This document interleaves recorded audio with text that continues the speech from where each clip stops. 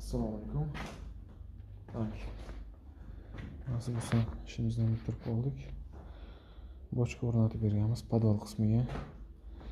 И полностью mana bu rakovina установка, nasos установкаларni ham qo'yib berganmiz. И bu hozir biz podval qismida turibmiz.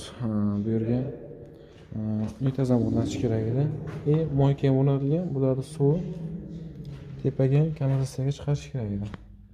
Buni yechimini biz ham anaqa nasos bilan qilganmiz. Hozir ustiga nasos tushib ko'rinmay qolibdi.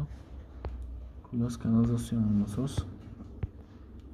Shunaqa nasos o'rnatib berganmiz. Bu yerdan mana bu kanalizatsiyadan suv kelyapti. 40 lik shlar bilan bu yoqqa uстановка qilganmiz. Dальше bu tomondan 100 lik.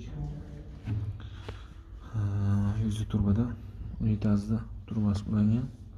Bu yerda ham bitta zapas xodi bor. Yana bir dona kanalizatsiya turba bo'lsa bo'ladi. Bu yerda chiquvchisi mana bunisi.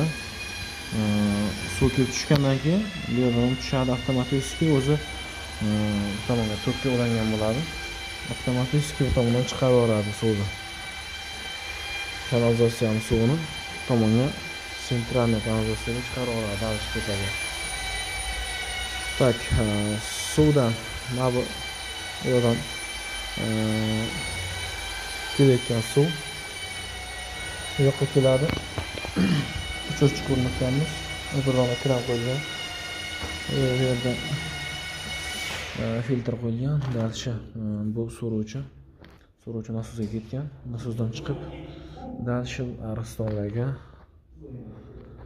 и kran rakvinalarga suv ketadi.